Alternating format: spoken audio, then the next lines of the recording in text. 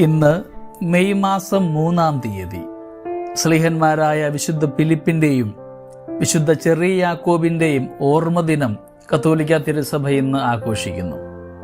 വിശുദ്ധ ഫിലിപ്പ് ഗലീലിയിലെ ബത്സയിദായിൽ നിന്നുള്ള ക്രിസ്തു ശിഷ്യനാണ്. പത്രോസും അന്ത്രയോസും വിളിക്കപ്പെട്ടതിൻ്റെ പിറ്റേ ദിവസമാണ് ഫിലിപ്പ് ദൈവവിളി സ്വീകരിക്കുന്നത്. ഫിലിപ്പ് അന്ന് വിവാഹിതനായിരുന്നു, മക്കളുമുണ്ടായിരുന്നു. എന്നിട്ടും കർത്താവിനെ അനുധാവനം ചെയ്യുവാൻ അതൊരു പ്രതിബന്ധമായിരുന്നില്ല. നിയമവും പ്രവചനവും വായിച്ച് രക്ഷകനെ കണ്ടുപിടിക്കുവാൻ ഉത്സുകനായിരിക്കുമ്പോഴാണ് ഈശോയുടെ വിളി. രക്ഷകനെ കണ്ടെത്തിയ ഉടനെ തൻ്റെ ഭാഗ്യത്തിൽ നഥാനിയേലിനെ പങ്കുകാരനാക്കുന്നുമുണ്ട്. 5000 പേർക്ക് അപ്പം വർദ്ധിപ്പിക്കുന്നതിന് മുൻപ് ഫിലിപ്പിന്റെ വിശ്വാസം പരീക്ഷിക്കുവാൻ വേണ്ടി ഈശോ ചോദിച്ചു, ഇവർക്ക് ഭക്ഷിക്കുവാൻ നാം എവിടെ നിന്നാണ് അപ്പം വാങ്ങുക? ഫിലിപ്പിന്റെ മറുപടി, ഇവർക്ക് ഓരോരുത്തർക്കും അല്പമെങ്കിലും ലഭിക്കുവാൻ 200 ദനാറയുടെ അപ്പം മതിയാവുകയില്ല.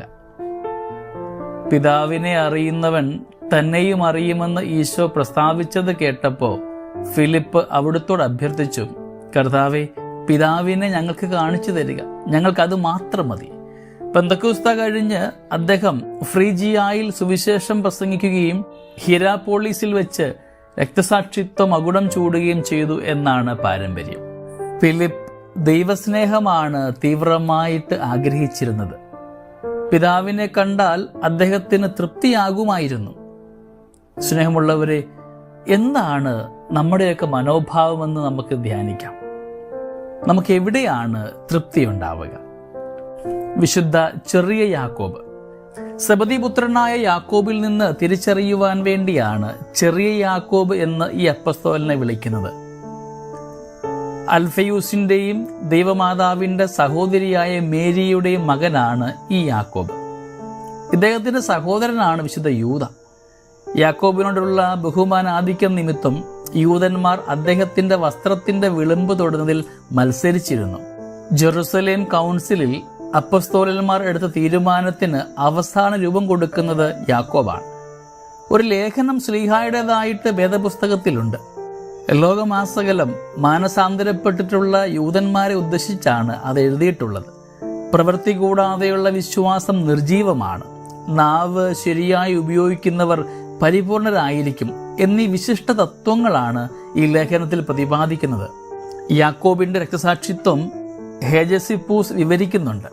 ക്രിസ്തുവിലുള്ള വിശ്വാസം നിഷേധിക്കുവാൻ യഹൂദന്മാർ യാക്കോബിനോട് ആവശ്യപ്പെട്ടപ്പോൾ അദ്ദേഹം കോട്ടയിൽ കയറി നിന്ന് പറഞ്ഞു, മനുഷ്യപുത്രനായ ഈശോ സർവനാഥന്റെ വലത്തുഭാഗത്തിരിക്കുന്നു. നിയമജ്ഞരും ഫരീസയരും ഉടനെ വിളിച്ചു പറഞ്ഞു, നീതിമാനായ മനുഷ്യനും അബദ്ധം പുലമ്പുന്നു. അവർ കയറി ചെന്ന് അദ്ദേഹത്തെ താഴേക്ക് തള്ളിയിട്ടു. കീഴെ നിന്നിരുന്നവർ അദ്ദേഹത്തെ അടിച്ചു കൊന്നു. നീറോ ചക്രവർത്തിയുടെ വാഴ്ചയുടെ 10-ാം വർഷം 62-ാം ആണ്ട് ഏപ്രിൽ 10-ാം തീയതി പെസഹ തിരുനാൾ ദിവസമായിരുന്നു ഈ രക്തസാക്ഷിത്വം. വിശുദ്ധ ഫിലിപ്പ് പരിശുദ്ധമായ ആഗ്രഹങ്ങൾക്ക് വിശ്വാസത്തിന് പ്രാധാന്യം നൽകുന്നു. യാക്കോബ് പ്രവർത്തിക്കും. രണ്ടും നമുക്ക് ഒരുപോലെ ആവശ്യമുള്ളതാകിയാൽ ഈ 2 അപ്പസ്തോലന്മാരുടെയും തിരുനാള് നാം ഒരുമിച്ച് ആഘോഷിക്കുകയാണ്. ഒന്നാമനാകാൻ ആഗ്രഹിക്കുന്നവർ ഏറ്റവും ഒടുവിലത്തവനും എല്ലാവരുടെയും ദാസനുമാകണം. സ്നേഹമുള്ളവരെ, വിശുദ്ധ ഫിലിപ്പിൻ്റെയും ചെറിയ യാക്കോബിൻ്റെയും ഈ ഓർമ്മ ദിനം നാം കൊണ്ടാടുമ്പോൾ നമ്മുടെയൊക്കെ വിശ്വാസത്തിനും പ്രവൃത്തിക്കുമൊക്കെ എത്രമാത്രം അന്തരമുണ്ടെന്ന് ധ്യാനിക്കാം. അവ രണ്ടും സമരസപ്പെട്ടു പോകുവാനായിട്ട് നമുക്ക് പരിശ്രമിക്കുകയും ചെയ്യാം. ദൈവം നമ്മളെല്ലാവരെയും സമൃദ്ധമായി അനുഗ്രഹിക്കട്ടെ. നമ്മുടെ കർത്താവ് ഈശോ മിശിഹായുടെ കൃപയും പിതാവായ ദൈവത്തിൻ്റെ സ്നേഹവും പരിശുദ്ധാത്മാവിൻ്റെ സഹവാസവും നമ്മെല്ലാവരോടും കൂടെ ഉണ്ടായിരിക്കട്ടെ, ഇപ്പോഴും എപ്പോഴും എന്നേക്കും.